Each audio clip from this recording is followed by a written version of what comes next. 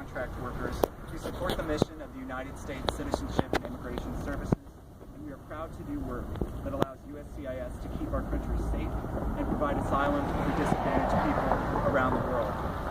My name is Zachary Knipe. Beside me stand Andrew Martins and Ashley Newkirk. Andrew serves UE Local 808 with distinction as one of our 2 chief stewards, and all 3 of us are elected members of UE 808's negotiating committee, entrusted by our co-workers with the responsibility of sitting down at the table with our employer, FCI Federal, and negotiating a fair and reasonable contract. We stand before you today suspended from work without pay for doing nothing more than acting as leaders in our union and exercising our legally protected rights. On Tuesday, union members rallied to assert our right to bargain with FCI and negotiate a fair contract. We are not government employees, but private employees of federal contractors, and as such, when private corporations make bids on federal contracts, we are the first place they look to find ways to make a more competitive bid. Not only are workers required to perform increasing amounts of work every year, causing some to forego taking their breaks for fear of not making ever-increasing production quotas, but contract workers at the NSC have not received a raise in over 5 years. Our wages, benefits, and working conditions are the bare minimum required by federal law because, as Congresswoman Donna Edwards put it, if you're not at the table, you're on the menu.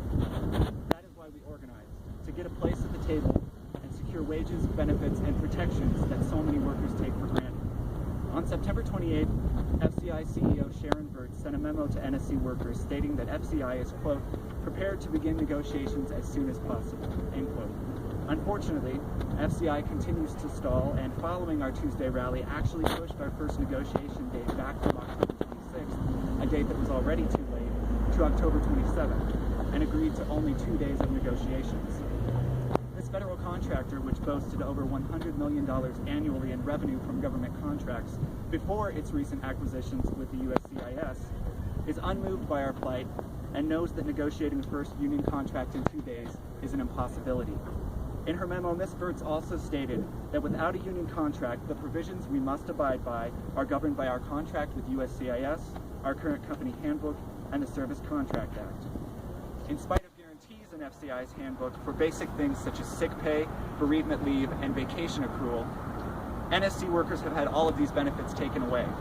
If you get sick, if someone you care for dies, you won't be paid, and without paid time off available, virtually all absences are unexcused and are considered grounds for disciplinary action, including termination. On Wednesday, nearly all FCI federal employees at the Nebraska Service Center were informed they would be required to work 2 extra hours beyond our regular 8 hours on both Thursday and today. It was made clear that doing so was mandatory. Because these 10-hour days are being worked during a week in which a holiday falls, extra hours worked are not being paid at an overtime rate. Workers immediately expressed outrage at this demand because they received less than 1 day's notice of the required hours, and many view a requirement to work extra hours as punishment for being granted a holiday earlier in the week. Numerous clerks have chosen shifts and hours because of the need to care for their children, and in many cases finding rides home from school and paying for daycare are expenses that are not offset by the pay received when working an extended schedule, especially without overtime pay. In response to this unilateral policy change, one affecting hours of work and pay, both of which are mandatory subjects of bargaining, 24 UE Local 808 members quickly assembled and went to the office of our site director to request immediate negotiations over the change. Andrew, Ashley, and I took the lead in this very brief meeting, in which we expressed politely our concerns and explained the legal basis for our request that FCI bargain over this issue. As it has done with all of our requests for bargaining, FCI refused, but promised to respond to us before the day's end. Later in the day, we did, in fact, receive a response. Andrew, Ashley, and I were placed on immediate unpaid suspension pending an investigation. FCI has declined to tell us what it is investigating, when we will return to work, or why we have been suspended. UE 808 members know why we were suspended. FCI is attempting to break our union and frighten our members.